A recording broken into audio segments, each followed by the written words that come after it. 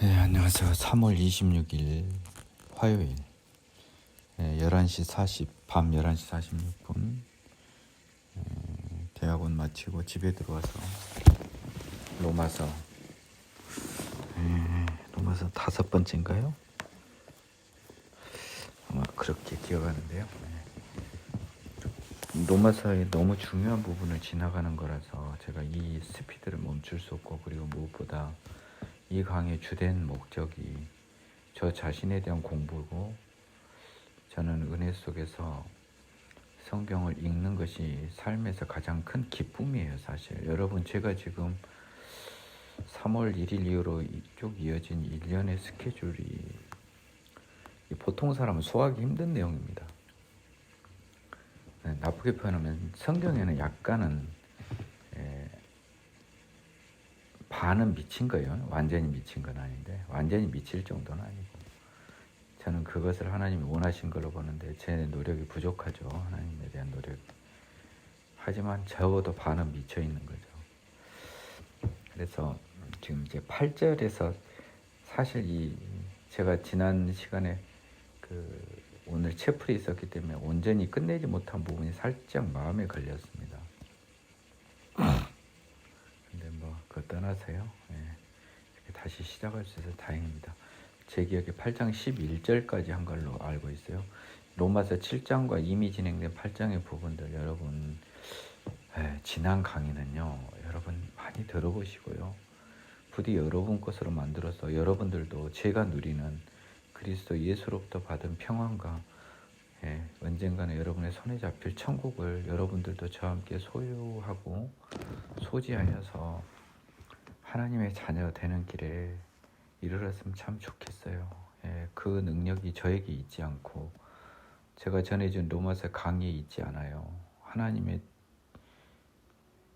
주권에 있거든요. 여러분들이 그 주권을 가진 하나님에게 어떻게 잘 보여서 하나님의 자녀 삼음을 입는 은혜와 행운을 누리시기를 진심으로 기원합니다. 12절, 그러므로 형제들아, 우리가 빚진 자로도 육신에게 져서 육신대로 살 것이 아니니라. 너희가 육신대로 살면 반드시 죽을 것이로되 영으로서 몸의 행실을 죽이면 살리니 무릇 하나님의 영으로 인도함을 받는 사람은 곧 하나님의 아들이라. 너희는 다시 무서워하는 종의 영을 받지 아니하고 양자의 영을 받았으므로 우리가 아빠 아버지라 부르짖느니라. 성령이 친히 우리의 영과 더불어 우리가 하나님의 자녀인 것을 증언하시니, 자녀이면 또한 상속자 곧 하나님의 상속자요 그리스도와 함께한 상속자니 우리가 그와 함께 영광을 받게 하여 고난도 함께 받아야 할 것이니라. 잠깐만요.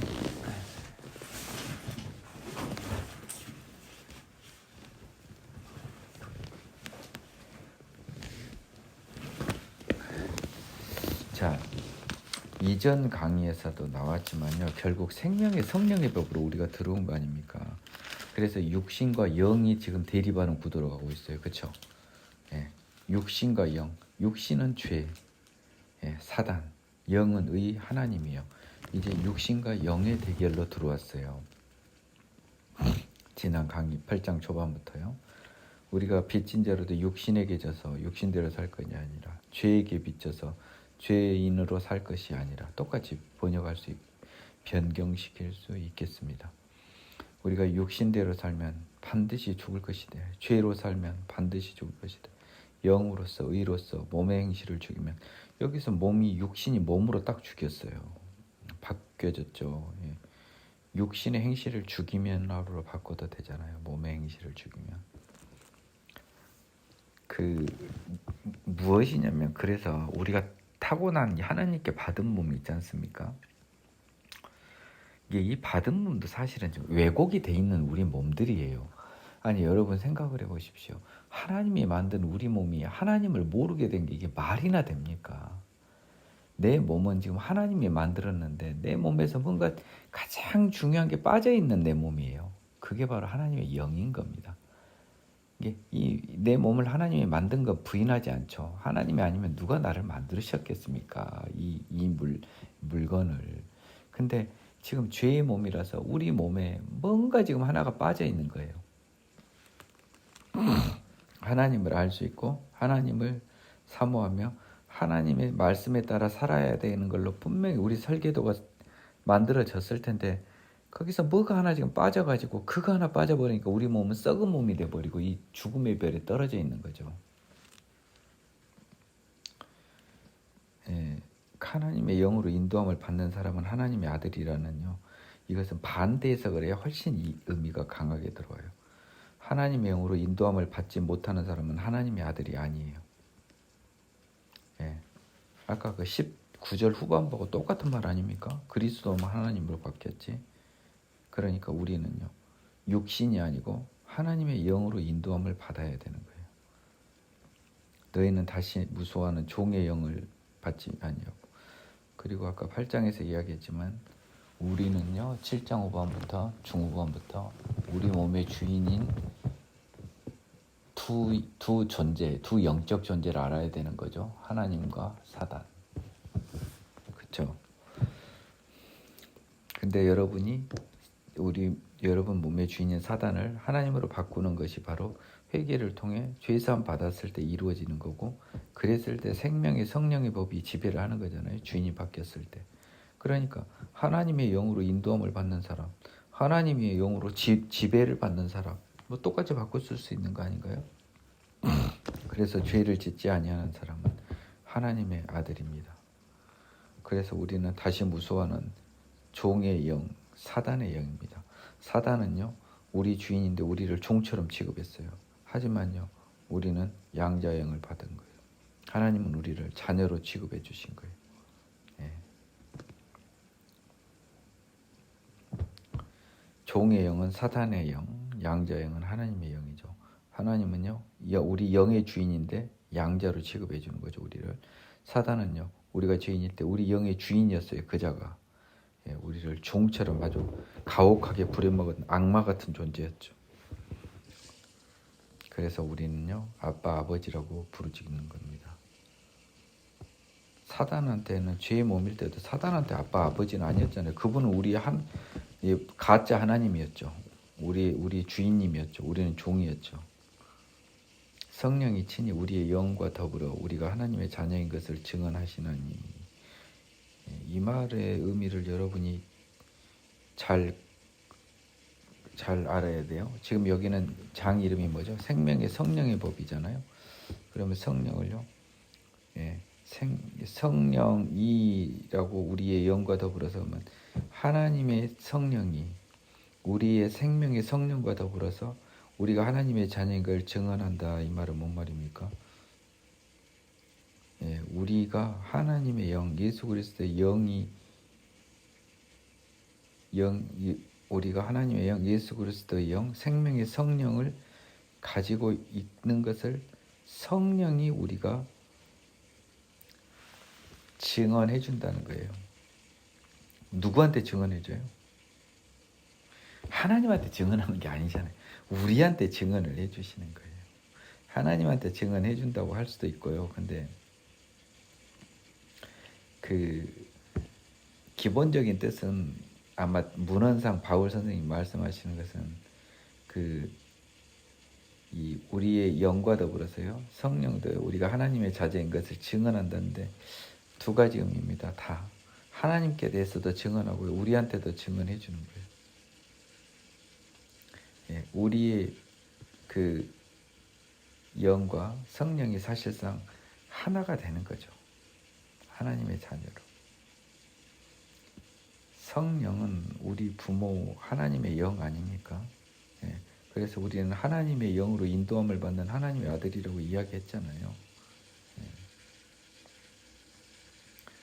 왜 이게 16절이 나오냐면요, 자녀인 것을 증언하는 것, 이 문장을 끌어오려고 바울 선생님이 그냥 집어넣은 거예요. 하나님의 자녀인 걸. 왜냐하면 15절에 아빠, 아버지라고 했고 이제 자녀인 걸, 자녀면 상속자다. 17절로 가려고 한 거죠. 자녀면 상속자예요. 이제 우리는 하나님의 상속자라고요. 법을 알고 있는 사람들은 상속인의 힘이 얼마나 센지 알죠? 이재용 씨는 아버지 잘 만나서 지금 우리나라 최고 부자잖아요. 그리스도와 함께한 상속자예요. 그리스도도 하나님 아들인데 우리도 하나님의 자녀라는 거예요. 지금. 그리스도와 동등해진 거예요, 여러분. 거의 우리가 그와 함께 영광을 받게 고난도 함께 받아야 할 것입니다. 그와 함께 영광은 뭐죠? 예, 하나님의 상속자로서의 영광, 영광의 상속, 고난도 함께 받아야 돼요. 상속은요, 아버지 재산과 빚을 다 상속하는 거예요. 재산만 상속하는 거 아닙니다. 따라서 우리가요, 영광을 위해서는 그리스도가 받은 고난도 함께 받아야 할 것입니다. 이건 뭐예요? 영광을 받게 고난도 함께 받아야 될 건 뭐예요? 이게 자녀의 도리라는 거예요. 예. 지금 뭔 이야기를 하고 있나요? 14절부터 하나님의 자녀라고 이야기하고 있잖아요. 계속 그 말이 나오고, 자녀. 14절에 하나님의 아들 자녀죠. 양자 자녀죠. 16절 예, 하나님의 자녀죠. 예, 17절 자녀죠. 다 지금 자녀 이야기하는 거예요, 여러분. 여러분이 하나님의 자녀가 됐답니다. 왜요? 하나님의 영으로 인도함을 받았기 때문에. 예, 생명의 성령의 법으로 지배를 받는 여러분은 하나님의 자녀입니다. 근데요, 하나님의 자녀는요, 예, 그리스도와 동일한 주의잖아요. 예, 자녀이기 때문에 영광도 받겠지만 그리스도의 고난도 함께 받아야 된다는 겁니다. 그러니까 우리 좀 걱정이 되죠. 모든 피조물이 구원을 고대하다. 생각하건대 우리 현재 고난은 장차 우리에게 나타날 영광과 비교할 수 없도다. 피조물이 고대하는 바는 하나님의 아들들이 나타나는 것입니다. 피조물이 허무한데 굴복하는 것은 자기 뜻이 아니 오직 굴복하게 하시는 이로 말미암음이라. 그 바라는 것은 좀 피조물도 썩어짐의 종노릇한 데서 해방되어 하나님의 자녀들의 영광의 자유에 이르는 것이니라. 피조물이 이제까지 함께 탄식하며 함께 고통을 겪고 있는 것을 우리가 아느니라. 그뿐 아니라 또한 우리 곧 성령의 처음 익은 열매를 받은 우리까지도 속으로 탄식하여 양자될 것 곧 우리 몸의 성령을 기다리느니라. 우리가 소망으로 구원을 얻었음에 보이는 소망이 소망이 아니니 보는 것을 누가 바라리요. 만일 우리가 보지 못하는 것을 바라면 참음으로 기다릴지니라. 자, 이제 8장은요, 생명의 성령의 법으로 우리가 다 태어나서 하나님의 자녀가 되었다는 것을 선포하면서 끝났어요. 큰 틀에서는 17절까지. 예, 우리는 예수 그리스도와 똑같이 하나님 나라의 상속자로서요, 그와 함께 영광을 받기 위해서는 고난도 함께 받아야 할 것이라는 겁니다. 자녀 도리를 다 해야 되는 거죠. 예수님처럼.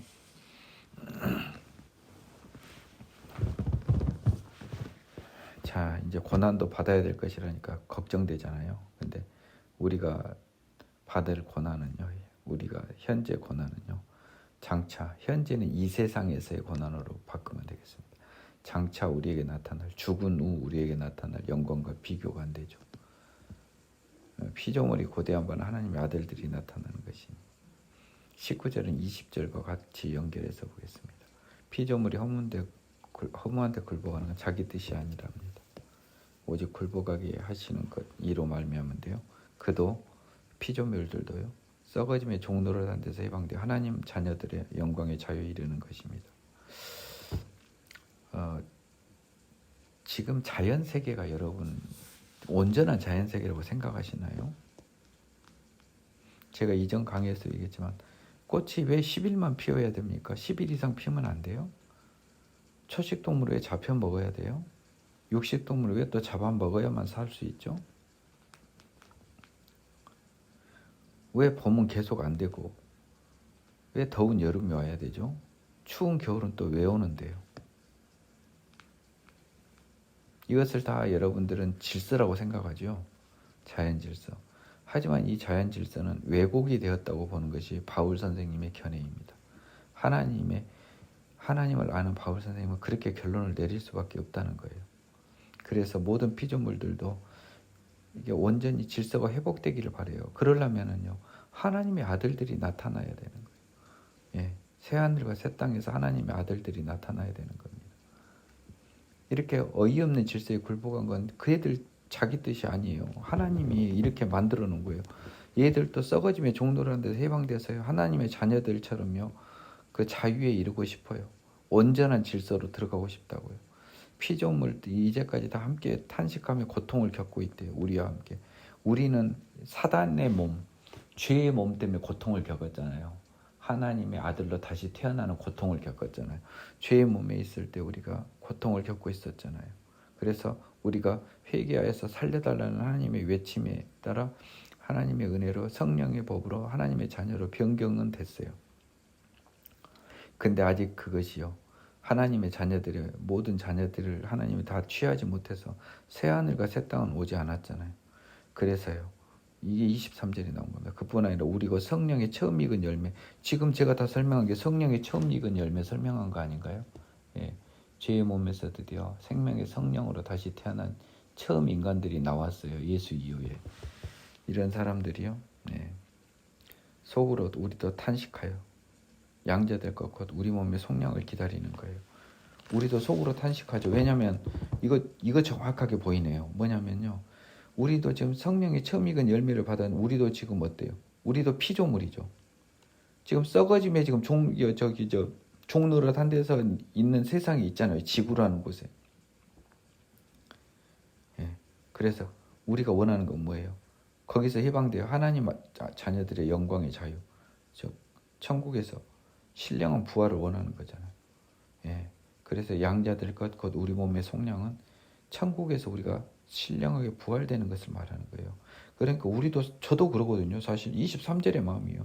지금 저는 하나님의 자녀로 다시 태어났는데 빨리 이 세상이 마무리되고 내 인생 기준으로요, 하나님 나라 갔으면 좋겠어요. 온전한 자유의 나라에 갔으면 좋겠어요. 온전한 깨끗한 나라, 죄 없는 나라 갔으면 좋겠어요. 이걸 기다린다는 겁니다. 예. 진짜 답답하다니까요. 이 지구에서 얼마를 더 살아야 될지. 하나님께서 저는 분명히 천국 소망을 손에 잡히게 해줘서 죽음을 가뿐히 넘게 해주실 거라고 믿고 있습니다. 24절에 나오네요. 우리가 소망으로 구원을 얻었음에 우리 소망은 무조건 천국 소망으로 바꾸세요. 우리가 천국 소망으로 구원을 얻은 거예요. 그 말이 그 말이지 않습니까? 구원이 천국 소망인데. 보이는 소망이 소망이 아니니 보는 것을 누가 바라니까. 보이는 소망은 뭐예요? 이 세상의 소망입니다. 보이는 소망은 소망이 아니래요. 그러니까 여기 보이는 소망은 천국 소망으로 못 바꾸는 거 아닙니까? 예, 이 세상의 소망이에요. 이건 우리 소망이 아니라는 겁니다. 보는 것을 그러면 이 세상을 누가 바라지? 이 세상의 부귀영화를 누가 바라리? 이 말입니다. 우리가 보지 못하는 것을 바라면 우리는 보지 못하는, 아직 보이지 않는 천국을 소망하는 거잖아요. 이제 그냥 드디어 이제 끝판왕에 온 겁니다. 생명의 성령으로 태어난 사람이 고대하는, 속으로 탄식하여 기다리는 게 뭡니까? 예, 천국이라는 거예요. 참음으로 기다리라는 겁니다. 언젠가는 우린 천국 가죠. 죽으면. 그러니까 죽음을 참음으로 기다리는 거니까 여러분, 죽음이 슬픈 거고 죽을 때 울고 겁나고 한 사람들은 하나님의 자녀가 아닌 거예요. 그렇잖아요. 지금 탄식해서 양자될 것 곧 우리 몸의 속량을 기다리면 죽음이야말로 그 양자되어 곧 우리 몸의 속량이 이루어지는 시간인데 그것이 무섭고 두렵다면 그건 하나님의 자녀가 아닌 거예요. 이제 제가 그걸 이루었다고 하고 만들었다고 감히 건방지게 말하는 게 아니에요. 저 역시 그것을 바라고 희망하고 하나님이 그걸 이루어 주시기를 바라고 있을 뿐이긴 하지만 적어도 하나님의 자녀는 죽음을 두려워한다는 건 말 같지도 않는 소리라고요. 그거는 우리가 고백할 수 있어야겠습니다. 하나님의 자녀가 죽음을 두려워한다는 것은요, 뭐에 비유를 해야 될까요? 아무튼 극악무도한 비유들이 많아요. 여러분 생각해 보세요. 거짓말 중에 거짓말잖아요. 나는 여자에 관심 없다면서 그냥 여자 있는 대로 그냥 눈이 그냥 휙 돌아가 버리는데 그게 어떻게 관심이 없는 거예요. 역으로 죽음은 천국으로 들어가는 관문에 불과하고 오히려 보면 축복의 통로라고 생각하는데 죽음이었을 때 얼굴이 사시나무 떨듯이 굳어져 보면 그 사람이 어떻게 하나님의 사람입니까?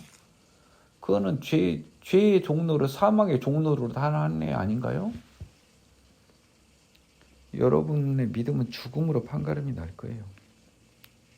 이와 같이 성령도 우리의 연약함을 도우시나니 우리는 마땅히 기도할 바를 알지 못하는 오직 성령이 말할 수 없는 탄식으로 우리를 위하여 친히 간구하시느니라.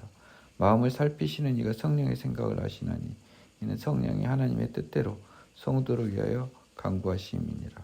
우리가 알거니와 하나님을 사랑하는 자 곧 그의 뜻대로 부르심을 입은 자들에게는 모든 것이 합력하여 선을 이루느니라. 하나님이 미리 하신 자들을 또한 그 아들의 형상을 본받게 하기 위하여 미리 정하셨으니 이는 그로 많은 형제 중에 맏아들이 되게 하려 하십니다. 또 미리 정하신 그들을 또한 부르시고 부르신 그들을 또한 의롭다 하시고 의롭다 하신 그들을 또한 영화롭게 하셨느니라.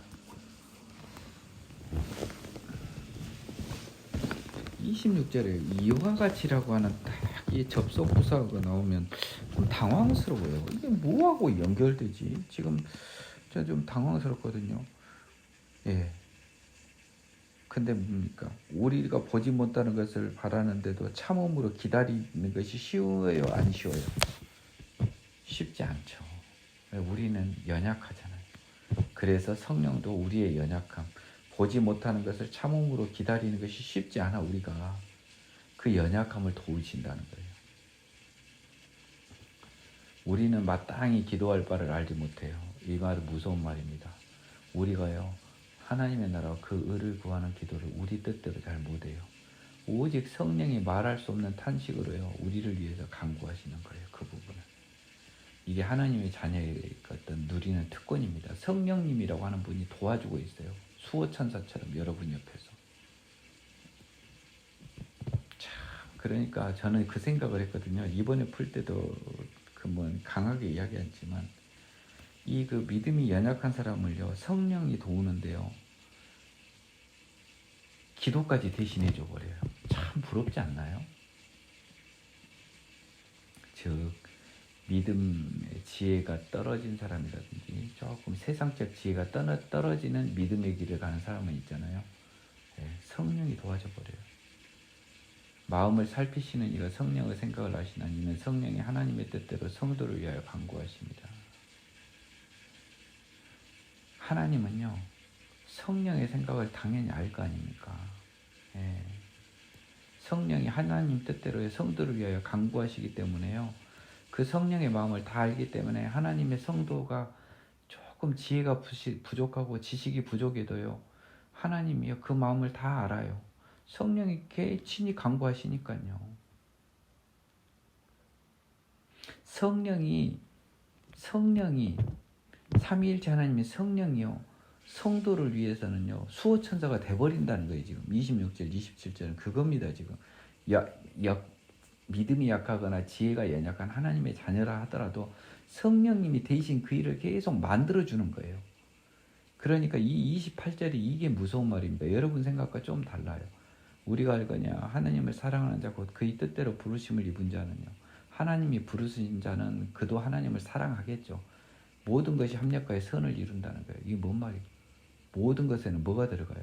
심지어 성령이 들어가요. 그래서 선은 뭐예요? 구원의 완성이에요. 이 세상에 선을 위해서 일이 잘 된 게 아니라니까요. 하나님이 부르신 사람은요, 결국 하나님을 사랑하고요, 그 사람들한테는요, 성령님을 포함해서 모든 것이 협력해서 그 사람의 구원을 이루어 버린다는 거예요. 친히 간구할 바를 모르면 성령님이 간구해줘 버리고 해서 하나님이 성령의 뜻을 딱 알아가지고 그 사람을 어떻게든 구원해 버린다는 겁니다. 이 말이에요. 여러분, 이게 28절이 저도 그렇게 많이 써먹었고 들었는데 그 뜻이 아니더라고. 다시 보니까 모든 것이 합력하여 선을 이룬다, 이 말이 이 세상에서 어떤 큰 좋은 일이 발생하고 하나님 믿는 사람한테는 여러 사람들이 도와서 그냥 하나님 뜻대로, 그게 아니에요. 하나님이 부르신 사람은요, 어떤 방법을 통해서도 구원을 완성해 내버린다는 겁니다. 그 뜻이더라고요, 28절이 이게.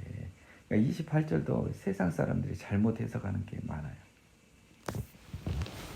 하나님은요, 미리 아신 자들을요, 그 아들의 형상을 본받게 하기 위하여 미리 정하셨대요. 예수님의 형상을 본받게 해요. 그래서 우리는 예수님처럼 살지 못하면 하나님 나라 못 가요. 예수님 닮아가지 못하면 우리는 못 간다고요. 하나님 기준으로 미리 아신 자들을요, 예수님 본받게 정했답니다. 뭔 말이에요? 그로 많은 형제 중에 맏아들이 예수님이 맏아들이 됐고, 이제 그 아들의 형상을 본받게 해서 우리 다 정해놨다는 거예요. 예수처럼 예수 1, 2, 3, 4에서 다 하나님 시간에서는 하나님의 자녀가 지금 다 정해져 있어요. 지금 어디 있는지 몰라요. 하나님만 아시죠. 알고 정하셨으니까요. 딱 알고 정하신 다음에 이제 딱 부릅니다. 민족논사 이리 오너라. 누구 오너라. 내가 여기 있다. 부른 거예요. 부르면 무조건 그 사람들은, 택하신 자들은 의롭게 만들어 버리는 거예요. 성령 줘서. 예, 의롭다 하신 그들을 영화롭게, 예, 성령 중 그들을, 예, 죽음을 극복하고 천국의 자녀로 영화롭게 하시죠. 이 그림이 쫙 보여야 돼요. 29절 30절이. 자, 하나님은요, 아들 형상, 예수 그리스도 형상을 본받게 해요. 하나님의 자녀인들을 정한 것을요, 미리 안다는 것을 먼저 안다는 표현을 한 다음에 정했다는 동사를 썼어요. 그러니까 이거는 하나님의 그 구원에서의 하나님 주권, 소위 예정에 관한 것을 이렇게 풀어놓은 겁니다. 미리 정하셔서요, 미리 아시고, 미리 정하시고, 부르시고.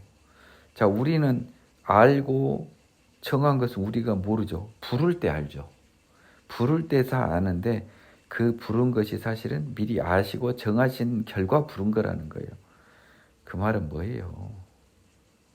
하나님이 일방적으로 해주셨다는 겁니다. 하나님이 일방적으로 해주셨다는 거예요. 그러니까 감사밖에 할 게 없는 겁니다. 여기서 하나님의 의를 가지고 싸울 사람은요, 어리석은 사람들입니다. 일단 부르면 게임이 끝나죠. 의롭게 되고 영화롭게 되는데요. 그리스도의 사랑, 하나님의 사랑.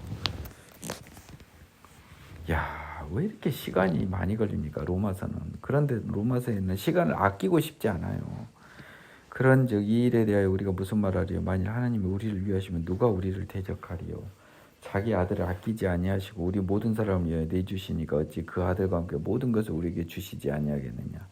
누가 능히 하나님께서 택하신 자들을 고발하리요? 의롭다 하신 이는 하나님이시니 누가 정죄하리요? 죽으실 뿐 아니라 다시 살아나신 이는 그리스도 예수시니 그는 하나님 우편에 계신 자여 우리를 위하여 간구하시는 자시니라. 누가 우리를 그리스도의 사랑에서 끊으리요? 환난이나 공고나 박해나 기근이나 적신이나 위험이나 칼이랴. 기록된 바 우리가 종일 주를 위하여 죽임을 당하게 되며 도살당할 양같이 여김을 받았나이다과 같으니라. 그러나 이 모든 일에 우리를 사랑하시는 이로 말미암아 우리가 넉넉히 이기느니라. 내가 확신하노니 사망이나 생명이나 천사들이나 권세자들이나 현재일이나 장래일이나 능력이나 높음이나 깊음이나 다른 어떤 피조물이라도 우리를 우리 주 그리스도 예수 안에 있는 하나님의 사랑에서 끊을 수 없으리라. 지금 이제 바울이 생명의 성령의 법을 이야기한다며 자연세계까지 모두 포함해서 새하늘과 새 땅을 소망하고 있는 것을 설명을 했습니다. 그리고요, 비록 그 세상적 지혜가 부족한 사람이라도요, 성령의 도우심을 받아요, 하나님이 미리 알고 정하고 부르신 자들은 온전히 구원을 받을 것이란 걸 이야기를 다 했습니다. 자, 이제 구원을 받았어요. 그렇죠? 그러면 이 구원을 받은 사람들이 구원에서 떨어져 나가느냐가 또 굉장히 중요한 테마잖아요. 그렇잖아요. 하나님이 불러서 의롭다 한 사람들이 영화롭게 되지 못하고 결국 지옥으로 가버리는 것도 상상해 볼 수 있는 거잖아요. 그에 대한 답을 바울 선생님이 다음에서 이렇게 말씀해 주십니다. 그러면 이제 화제 전환할 때 이 말을 많이 해요. 뭐 큰 의미 없이 우리가 무슨 말하리요? 하느님이 우리를 위하시면, 왜냐면요, 정하고 아시고 정하시고 부르셨다는 건 뭐예요? 우리 편이라는 거잖아요. 하느님이 우리 편인데 누가 우리를 대적하냔 말이요. 자기 아들까지. 우리 모든 사람은 이 세상 모든 사람이 아닙니다. 구원받은 모든 사람이에요. 부르신 모든 사람들입니다. 아들까지 아끼지 않고 부르신 자들 위해 내주신 하나님이 그 아들과 함께 모든 것 안 주겠냐고. 아니, 우리를 부르신 하나님이 우리를 위해서 자기 아들 그리스도까지 줬는데 우리한테 뭘 안 주겠냐고. 그러면 뭔 말입니까 이게? 하나님이 불렀다는 가정에서 우리는 믿음에서 떨어질 수 있다 없다? 없다. 결국 떨어진 애들은 하나님의 부르심을 받은 애들이 아닌 거예요. 다만 그것은 우리가 죽을 때 확인되잖아요. 우리는 죽을 때까지 떨어질 수 있는 거잖아요. 시간의 별을 살고 있으니까. 그래서 우리는 겸손한 겁니다. 하지만 하나님이 부르셨다, 하나님 기준에서 우리를 부르셨다면 우리는 영원히 구원받는 거예요. 근데 우리는 그것을 알 수가 없는 거예요. 죽을 때 아는 거라고요. 내가 아까 얘기했잖아요. 죽을 때 웃으면서 넘어갈 수 있는 우리는 하나님이 부르신 자녀예요. 죽을 때 사시나무 떨듯이 떨어버린 애들은 하나님의 자녀가 아닌 게 그때 최종 판가름이 나요. 근데 결론은 뭐다? 부르셨다면은 떨어질 이유가 없다는 거죠. 믿음에서. 누가 능히 하나님께서 택하신 자들을 고발하냐고. 의롭다 하신 이는 하나님이시다. 그러니까 하나님이 택하신 거는 뭐예요? 알고 정하고 부르신 사람이잖아요. 누가 고발할 거예요? 의롭다 하신 이는 하나님인데 뭔 말이에요? 성령 줘서 깨끗하게 해버리신 사람이 하나님이에요. 하나님이 깨끗하게 해버렸다고요. 의롭다고 말만 한 게 아니고 능력으로 깨끗하게 해버리셨다고요. 그러니 누가 정죄해요? 못하죠. 죽으실 뿐 아니라 다시 살아나신 이는 그리스도니 예수시니 그는 하나님 우편에 계신 자 우리를 위해 간구하시는 자라. 자, 이거는 뭔 말입니까? 이제 또 보이네요. 자, 예수님은 위치가 뭐예요? 다시 살아나신 예수님 하나님에서 뭐예요?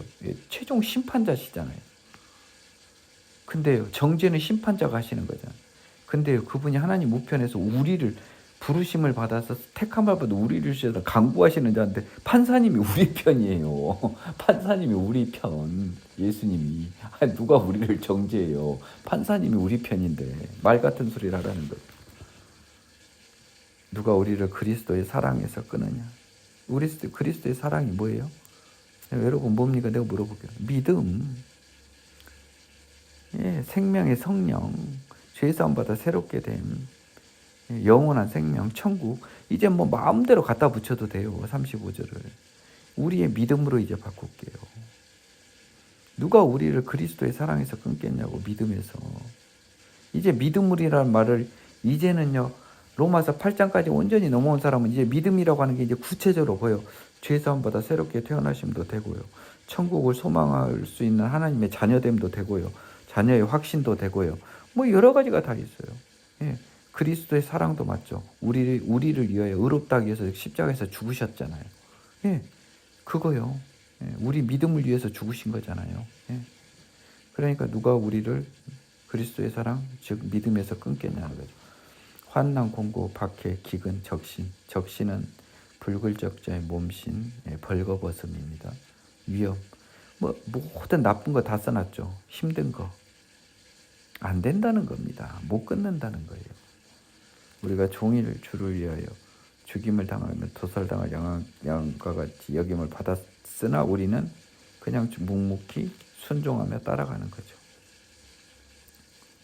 그러나 이 모든 일에 우리를 사랑하신 이로 말하면 우리가 넉넉히 이긴답니다. 35절에 대한 답이잖아요. 이 환난, 공고, 박해, 기근, 적신, 위험이나 칼을 우리 그리스도의 사랑, 우리 믿음을 끊어요? 못 끊어. 왜? 이 모든 이름을 공고, 박해, 기근, 적신 이거든 거죠. 이 모든 상황에서도 우리 사랑하시는 하나님으로 말하면 우리가 이기는데요. 그냥 이기는 게 아니라 넉넉히 이긴대요. 이 말도 큰 힘이 돼요. 하나님의 힘으로 넉넉히 이겨. 걱정하지 마. 그래서 바울이 선언하잖아요. 내가 확신한다 그러잖아요. 사망, 생명, 천사, 권세자들, 현재일, 장래, 능력, 높음, 깊음, 어떤 피조 이것에서는요 모든 것을요 단순히 눈에 보이는 거 이 세상의 것만이 아니고 막 어디 추상적인 거, 철학적인 거 모든 것을 다 높은 깊음 이렇게 추상적이고 철학적인 단어가 어디 있어요? 어떠한 것도 우리를요 그리스도 예수 안에 있는 하나님의 사랑에서 믿음 이제 그리스도 예수 안에 있는 하나님의 사랑이 이제 믿음으로 바뀌는 거예요. 이제는 긴 것을 두 글자로 줄일 수 있는 능력이 또 생기는 거예요. 우리가 그리스도 예수 안에 하나님의 사랑이 무엇입니까? 예, 죄사함 받아 새롭게 됨이잖아요. 민기영 변호사가 지금 계속 이야기한 것이 지금 나온 거예요. 여기 나왔잖아요. 그러니까 아까 누가 우리를 그리스도의 사랑에서 끊으리요 했지만 더 정확한 건 뭐예요? 그리스도 예수 안에 있는 하나님의 사랑이잖아요. 이게 뭐예요? 죄사함 받아 새롭게 되며 그래서 믿음이라고 내가 아까 바꿨던 거예요. 저것을 35절에 누가 우리를 그리스도의 사랑에서 내가 뭐라 그러던 거예요? 믿음이라고 하던가요? 자 39절 보니까요. 예수 안에 있는 하나님의 사랑 죄사함 받아 새롭게 된 믿음 아닙니까? 와 대단하죠 하나님. 드디어 로마서 8장이 마무리됐습니다. 자 우리도 마음속으로 하나님께 정말 감사를 드리고 9장으로 넘어갑니다. 약속의 자녀 약속의 말씀. 약속의 자녀의 반대는 뭘까요? 저 뒤에서 보면 육신의 자녀인데요. 자, 이 9장으로 딱 넘어가면요. 아휴, 내가 그래서 로마서를 히브리인에게 아니 뭡니까? 그 헬라인에게 보내는 걸 가장한 히브리서라니까 이게 숨겨진 히브리서야. 그런지 안 그런지 한번 봐보세요. 봐보세요. 이제 드디어 바울의 서면에서 그리스도 안에서란 말이 또 나옵니다. 내가 그리스도 안에서 참말하고 거짓말로 아니하노라. 나에게 큰 관심이 있는 것과 마음에 그치지 않는 고통이 있는 것을 내 양심이 성령 안에서 나와 더불어 증언하노니 나의 형제 곧 고륙의 친척을 위하여 내 자신이 저주를 받아 그리스도에게서 끊어질지라도 원하는 바로라. 그들은 이스라엘 사람이라. 그들에게는 양자됨과 영광과 언약들과 율법을 세우신 것과 예배와 약속들이 있고 조상들도 그들의 것이요 육신으로 하면 그리스도가 그들에게서 나셨으니 그는 만물 위에 계셔서 세세에 찬양받으실 하나님이시니라. 아멘. 그러나 하나님의 말씀이 폐하여진 것 같지 않도다. 이스라엘에게서 난 그들이 다 이스라엘이 아니오 또한 아브라함의 씨가 다 그의 자녀가 아니라 오직 이삭으로부터 난 자라야 네 씨라 불리리라 하셨으니 곧 육신의 자녀가 하나님의 자녀가 아니오 오직 약속의 자녀가 씨로 여기심을 받느니라. 약속의 말씀은 이것이니 명년 이때에 내가 이르리니 사라에게 아들이 있으리라 하심이라.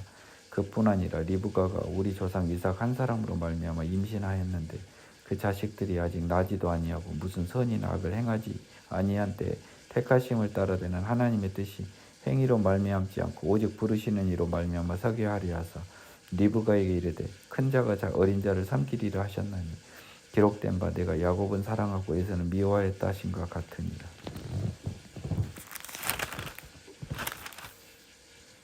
그 바울 선생님은요, 이 유대인 출신인 걸 여러분들이 절대 잊어서는 안 돼요. 그리고 유대인들은요, 하나님의 말씀을 맡았습니다. 여러분들은 그것을 절대 낮게 평가해서는 안 돼요. 그리고 그들은요, 생후 8일 만에 그 생사를 찢어내는 아픔을 겪고 하나님의 자녀가 됐어요. 네?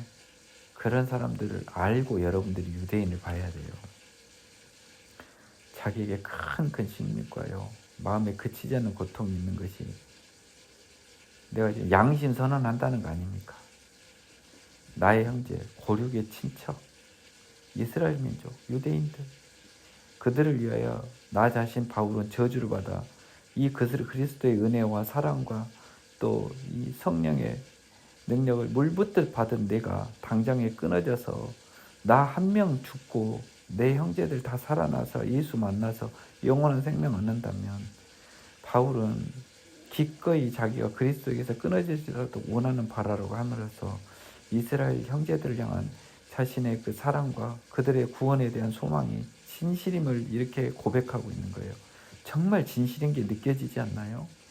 그리스도를 얼마나 사랑합니까? 바울이. 그런 그리스도에게서 끊어질지라도 원하는 바로라고 하니 자기 형제들을 향한 바울의 안타까움이 얼마나 큰 것인지 3절에서 보이지 않나요? 그들은 이스라엘 사람들이라. 이스라엘 사람. 그들에게는요, 양자됨은요, 예수는 아니지만 아브라함이 사실 하나님의 양자됨이에요. 우리가 지금 하나님의 양자잖아요. 근데 제가 아까 뭐라 그랬죠? 이전 강에서 아브라함만 예로 들고 보자고요. 아브라함은 이미 성령으로 인도받아서 이삭을 자기 아들한테 바친 사람이에요. 18장 10절에 이르러서는 창세기에서는 이미 하나님의 사람이 됐어요. 그러면 하나님의 양자 아닙니까? 우리랑 똑같이. 그러니까 일찍 양자된 사람은 어디가 있었어요? 구약의 이스라엘 민족이 대부분 구원받지는 못했지만 몇몇 아브라함, 이삭, 야곱, 다윗 등 몇몇 사람들 하나님의 자녀로 이미 천국에 가버렸어요. 그 양자됨이 있어요. 그들에게는. 또 영광은 뭡니까? 하나님 앞에 섰던 것, 하나님 영광에 나갔던 것들입니다. 또 하나님과 맺은 언약과 율법이 있습니다. 또 하나님과 예배와 약속자. 예배는 뭡니까? 구약의 제사가 예배예요, 여러분. 약속들은 하나님의 선지자들과 하신 약속들이 또 있잖아요. 예배는 제사. 또 조상들도 그들의 것이요. 조상들 누굽니까? 우리 아브라함 형님, 우리의 조상님. 믿음의 조상들도 그들의 것이에요. 굳이 말하면 양자됨과 이어지는 겁니다. 육신으로 하면 심지어 육신으로 따져보자. 그냥 영은 때 놔두고 그러면 심지어 우리 예수님 그리스도께서도요. 이스라엘 피해서 다윗의 혈통으로 오셨잖아요. 마태복음. 이 말 하니까 이제 봐봐요. 내 바울 편지생 봐봐요. 하여간 바울 선생님 재밌어. 이게 이렇게 유대인들 위로하다 보니까 그리스도가 육신으로는 유대인으로 왔다는 걸 쓰니까 얼마 죄송해요. 그리스도는 육신이 다가 아니고 사실 하나님이 이제 승천하신 하나님이고 우리를 심판하실 하나님인데 비록 일순간 공생의 기간 동안 이 세상에서 30여 년 사실 동안 한 40년 채 못 사신 생활 동안 그리스도께서는 인간의 몸을 하셨지만 본질은 하나님이잖아요. 근데 그분이 육신으로는 유대인이었다고 이야기하니까 얼마나 죄송해요. 그래서 바로 죄송합니다 예수님 하고 그는 만물에 계셔서 쎄쎄 찬양 받으실 하나님이다 하고 아멘 하고 딱 해버린 거예요. 나 우리 형제들 기사 알려주다가 예수님을 여기다 집어넣어 버리니까 얼마나 또 바울이 마음이 아파요. 틀린 말은 아니지만 또 우리 하나님이신데 그래서 이걸 딱 갖다 붙인 거예요. 이게 생뚱맞죠. 바울 머릿속에 딱 보여요. 그래서 여기다 집어넣은 거예요. 예수님 아멘입니다 하고. 그런데요 하나님 말씀이 피해진 것 같지 않대요. 왜냐하면 이스라엘 사람이라고 다 이스라엘 사람이 아니고 창세기에 나온 말입니다. 그 말이에요. 왜냐하면 여러분 이스라엘 그 아브라함이 그 하갈을 통해서 이스마엘이라고 하는 아들을 먼저 낳아요. 근데 하나님은요 이스마엘에게도 복을 줬지만 네 자녀는 이삭이다. 믿음의 자녀 오직 이삭이라고 해요. 그래서 아브라함의 자녀가 아니고 오직 이삭의 난 자가 네 씨라고 불리라고 말씀하신 이는 우리 여호와 하나님이셨어요. 그래서 육신의 자녀가 하나님의 자녀가 아니고 오직 약속의 자녀가 씨로 여기심 받느니라. 이거는 창세기의 비하인드 스토리를 좀 알아야죠. 예, 하갈을 통해서 난 이스마엘은요 이삭이 아니 아브라함이 충분히 하나님의 도움 없이도 낳은 아들이었습니다. 하지만 약속의 자녀 이삭은 뭐예요? 하나님이 약속해줘서 나온 지 육신으로는 날 수 없는 자녀예요, 여러분. 100세가 넘은 아브라함이 태다친 사라한테 어떻게 아들을 낳습니까? 그래서 이건 약속의 자녀는 다른 말로 뭐나? 하나님의 약속의 자녀.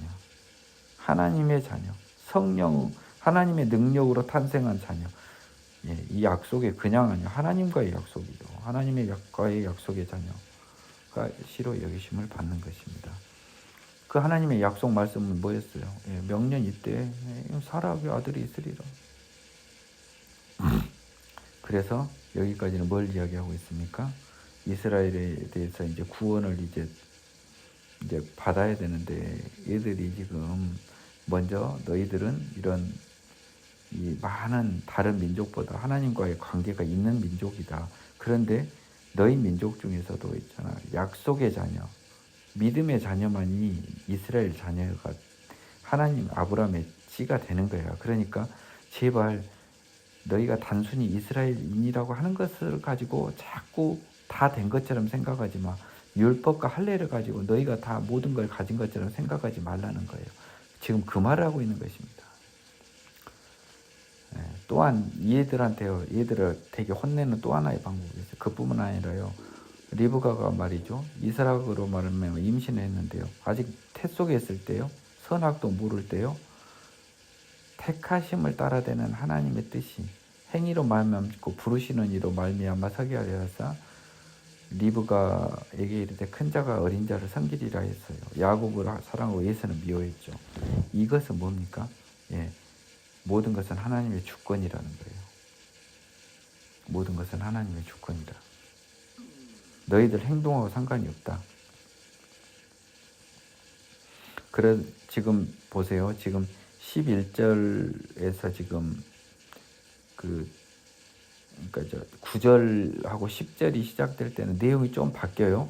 그러면은 지금 약속의 자녀인 지금 이삭에 대해서 딱 이야기한 다음에 그래서요.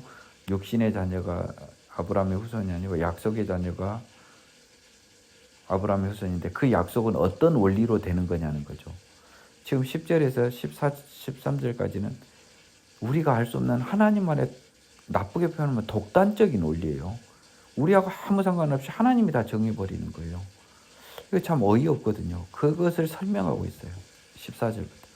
그런즉 무슨 말하리요? 하나님께 불의가 있냐는 거.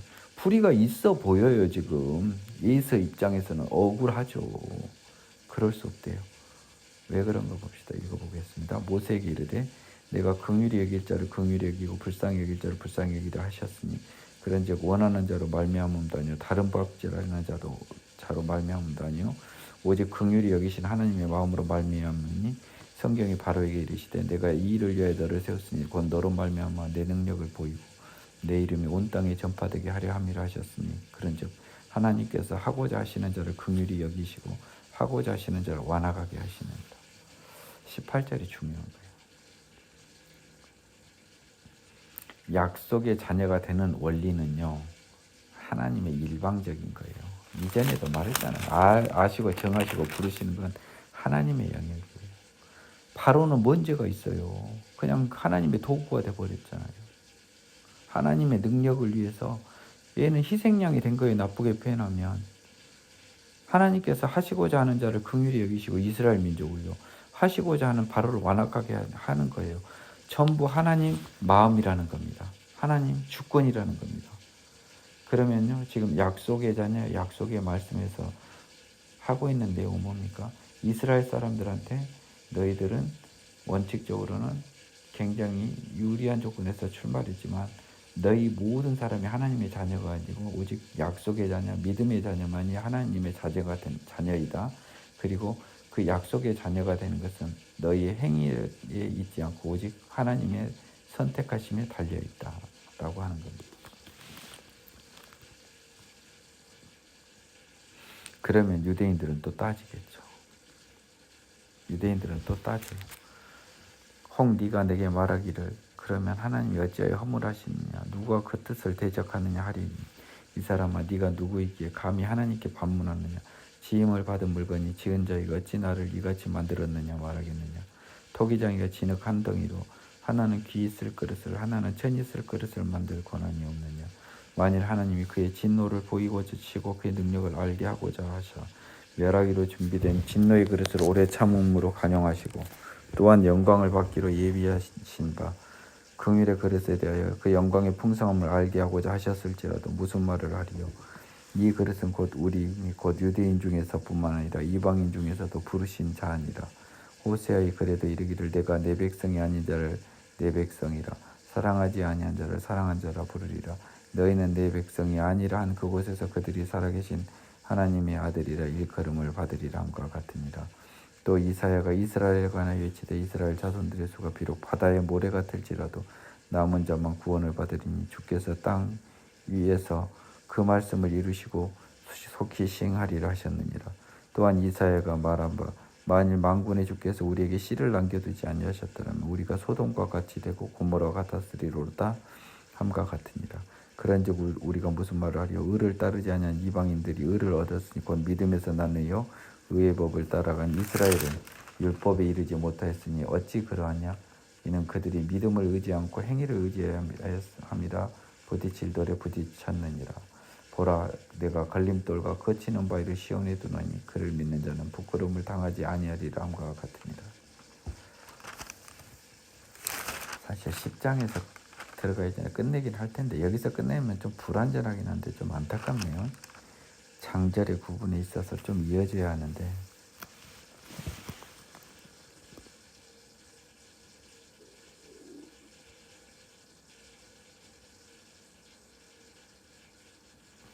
자, 이 이스라엘 사람들은요 이제 하나님의 뜻이 또 살짝 보여주셨어요.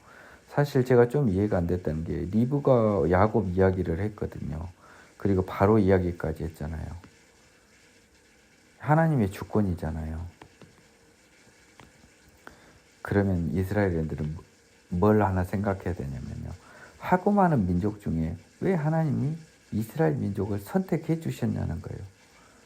그것도 너희들의 행위로 말미암지 않는다는 걸 강조한 거예요. 이제 보니까. 그냥 내가 택하신 거였어요. 이스라엘 민족을 택하셨던 거예요. 너희들이 어떤 택함을 받을 아무 이유가 없었다는 겁니다. 그러니까 너희 기득권을 내려놓으라는 거예요. 그것이 지금 11절부터 18절에 이야기하고 있는 겁니다. 하나님의 주권이다 다.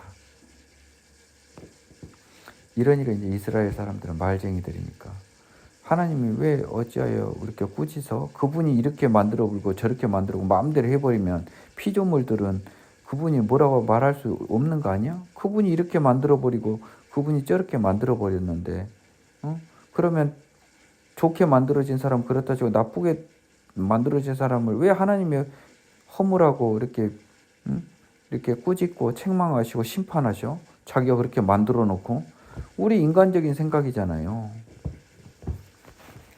여기서 다시 바울은요 이 질문에 대해서요 토기장이 비유를 들면서 반문을 합니다. 토기장이가 그릇을 만드는 것은 흙하고 은혼해서 만들진 않잖아요. 여러분이 진흙으로 나는 도예를 잘 못하지만 진흙으로 탱크도 만들어 보고요. 그릇도 만들어 보고 수저도 만들어 보고요. 이거저거 다 만들어 보는 거잖아요. 우리를 생각해 보는 거예요. 예. 내가 이걸 만들고 저걸 만들었다고 그래서 만들어진 게 나는 왜 숟가락을 만들었어요? 나는 밥그릇을 만들어주지. 이럴 수 없는 거라는 거예요. 즉 비록 잘못 만들어졌더라도 창조자와 피조물의 관계는 일단 인정하라는 게 하나님의 원리입니다. 하나님의 원리는 무서운 게 있어요. 근데 이걸 따지는 자에게는 은혜가 임하지만 창조물과 피조물의 관계는 비록 나쁘게 쓰여지더라도 나는 당신의 피조물입니다 해버리면 하나님은 바로 하나님 아들로 만들어버려요. 창조물과 피조물의 관계를 온전히 고백만 하면 하나님은 바로 만들어준다니까요. 나는 비록 잘못 만들어져서 지옥 가지만 당신이 나의 창조주심을 인정합니다 하고 가버리잖아요. 그러면 바로 바꿔버려요. 긍휼로. 이 원리를 인간들이 알아야 돼요. 하느님하고 따지려고 하지 말고 하느님 당신이 나의 주인입니다 하고 고백하면 바로 바뀌어버려요.